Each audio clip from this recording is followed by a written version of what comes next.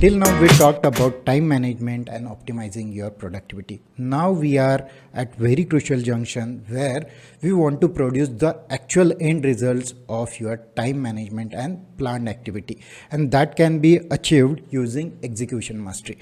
In this video, we are going to see how to master those qualities where you will be achieving the execution mastery. So let's deep dive into execution mastery. Execution mastery, we are going to talk about 4 points. Put your thoughts on paper, very important activity. Bring clarity to your next action. Identify and define results of the action. Revisit and reevaluate your results. So coming to the first part, that is one of the most important activity of achieving execution mastery is to put your thought on a paper. What is the advantage of putting your thought on a paper? It releases your mind pressure. Otherwise, your mind will keep on thinking that there is something you want to perform, you want to do. But when you put that thought on a piece of paper, you release your mind to achieve and perform next activity. Then coming to the next thing, that is task listing. So in getting things done workflow, we saw there is a collection bucket, and as part of the collection bucket you keep on gathering all the project, all the tasks which you want to perform and want to take action. You need to have that collection bucket. It can be your to-do list, it can be any physical bucket where you will be putting all the old items to throw them out, right? So that could be your collection bucket. So keep on collecting all the ideas, all the tasks, all the project in collection bucket. Coming to the next one, note it down.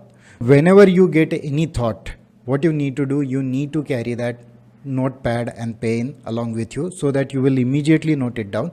Otherwise, if it is a creative and innovative idea and if you miss out that moment, probably you will fail to recall those ideas. So that's where you need to carry notebook and pen. Now we are living in a digital world where you can immediately note it down in terms of your audio notes via your mobile, or even you can put it on a chart notes and you can refer it later on.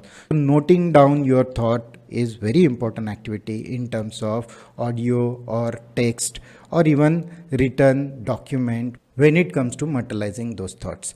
What is the idea behind these things, noting down and putting everything on the piece of paper, is that whenever you put that thought on a piece of paper, it is the first process through which you materialize that energy. It is the first action you take so that you will convert that goal into actual materialization.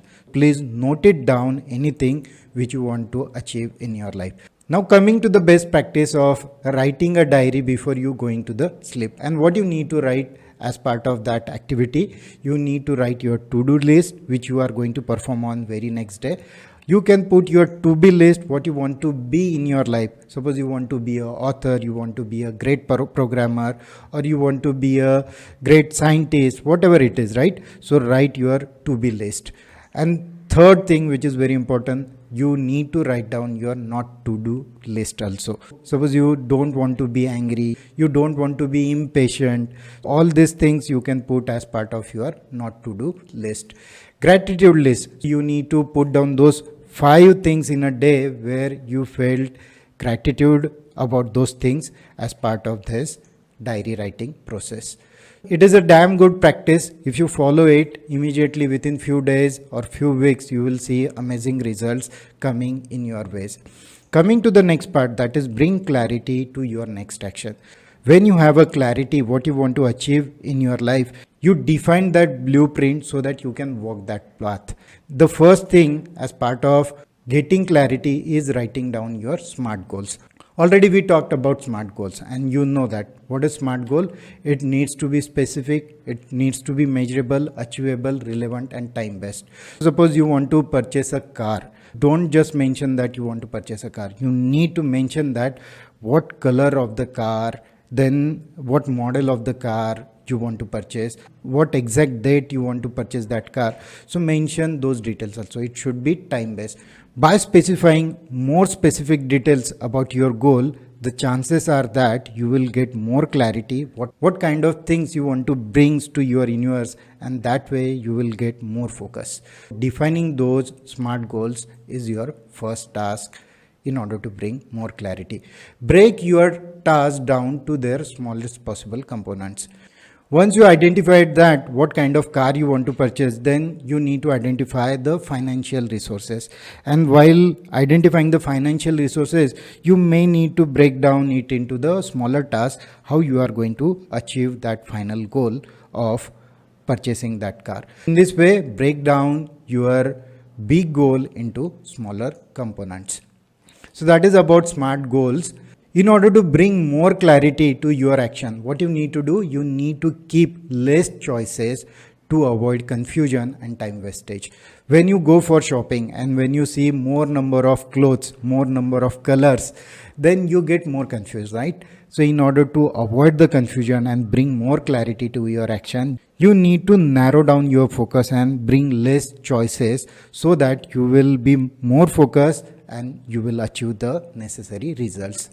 Don't aim to be the perfectionist. This is again very important. So when you want to perform that task, suppose my goal is to master the programming language, let's say Python programming language. So initially within couple of months after completing my programming course, it is not the case after completing 2 months of the Python course, I'll be very perfect in my Python programming. No. What you need to do, you need to go create some projects, sample project in Python, and keep on doing that activity for another 1 or 2 years. And then when you spend more time in doing that activity, automatically you achieve the excellence in that activity. So never aim for the perfection.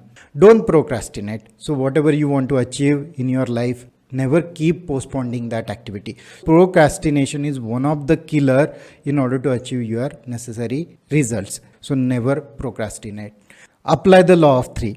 That means 3 core tasks that you perform contain the most value. So already we saw that 80-20 principle of Pareto. Same thing, but when you start your day, when you start your week, when you start your month, when you start your year, you need to identify 3 core tasks that you perform and contain the most value, and your focus should be on those 3 tasks in a day, in a week, in a month, and in a year, so that you will achieve them. Those 3 tasks will bring you that 80% of the results.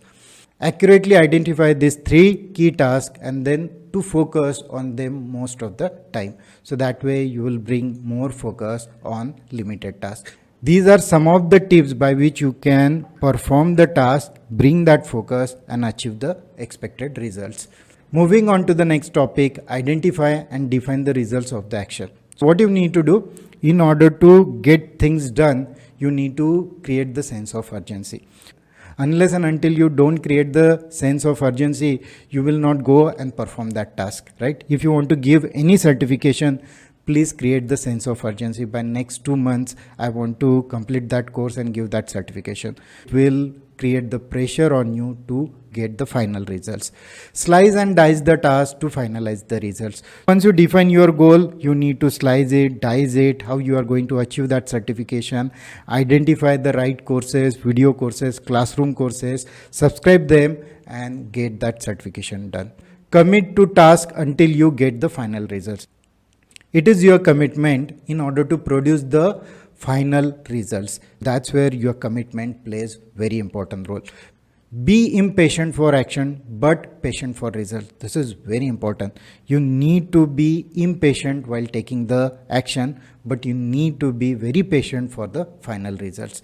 These are the things which will help you to identify and define the results of your action. Coming to the next point, that is about revisit and reevaluate your results.